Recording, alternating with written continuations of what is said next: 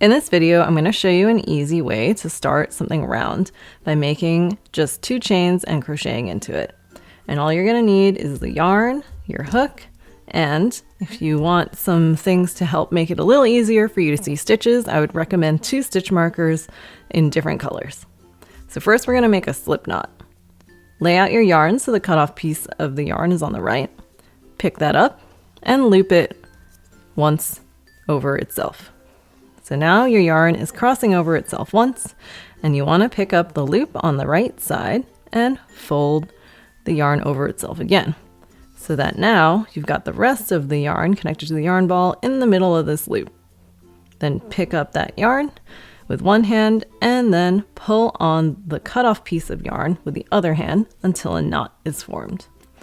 And you're going to have a loop here that is adjustable in size, and this is what's called the slip knot. So now we're going to put the loop on the hook. And if you're right-handed, you want the knot to be on the left side of the hook. Then you're going to pull on the yarn connected to the yarn ball until the knot gets pretty close to your hook. You want it as close to your hook so that the loop that's formed is the same size as the tip of the hook. So don't put it exactly next to the shaft of the hook. It's skinnier than the tip of the hook. You want to make it big enough so that your hook can easily make it through. Okay. Now we're going to get in crocheting position. So wrap the yarn around your yarn hand. Remember, real quick, that means facing the palm, your yarn hand palm to you, holding the hook and the yarn in front of you, and wrapping the yarn connected to the yarn ball once around your pinky, bringing it up behind your pinky, and draping it over your index finger. Then you can hold on to the knot you just made with your thumb and your middle finger. Now we're going to do 2 chain stitches. So to make a chain stitch, we have our hook in front of the working yarn, and we're going to do a yarn over. Then pull that yarn through the loop that's on your hook, and that is a chain stitch. So if you were to rotate your piece, you probably have a really tiny V, a really tiny horizontal V that the loop on your hook traces back into. I want you to make it easier for you to see where to put your hook later on to pause and put your stitch marker in between the 2 sides of that V. So the V looks like this, and I just put the stitch marker over here in between the 2 halves of the V. All right, then we're going to do 1 more chain stitch. So yarn over again and pull that through the loop on your hook. Now we're going to start doing the single crochet stitch. Your pattern tells you how many single crochet stitches are supposed to go in this magic loop. It could be 4, 5, 6, 8. Just follow whatever your pattern says. I'm going to make 6 single crochet stitches in this. And I'm going to put those single crochet stitches in the hole that is marked by this green stitch marker. I'm going to stick my hook in exactly the same hole as the green stitch marker from the front to the back of the piece. So it should look like I've got 2 strands of yarn on my hook. I'm going to do a single crochet stitch like normal. So I'm going to yarn over. I'm going to pull that yarn through just the hole my hook went into. So just that first loop on the hook. So it should look like I've got 2 loops on my hook. Then I'm going to yarn over again and pull that through both loops on the hook.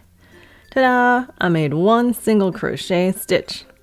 If I were to turn to look at the rim and I look at the yarn on my hook and where it traces back into, there should be 1 V.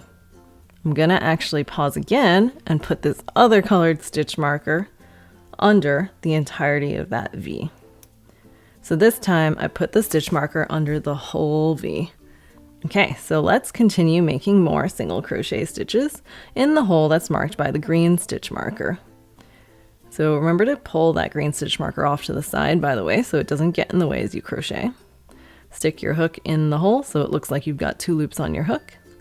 Yarn over. Bring the yarn back through the hole your hook just went into, so you've got 2 loops on your hook.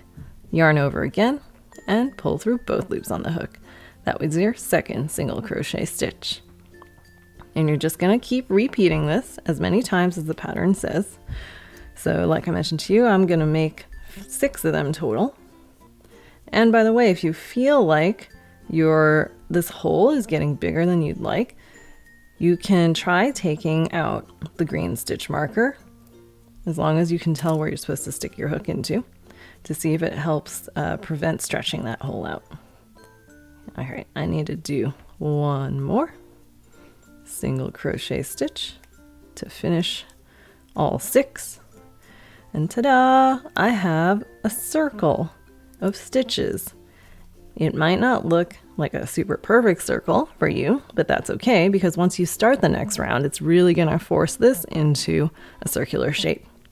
And so now you see the reason why I asked you to put the orange stitch marker in your first stitch is because it's here to help you see where you start the next round. So let's say you need to start the next round with a single crochet stitch. You know that it is under the V that is marked by the stitch marker. So it's going to be over here. Ta-da!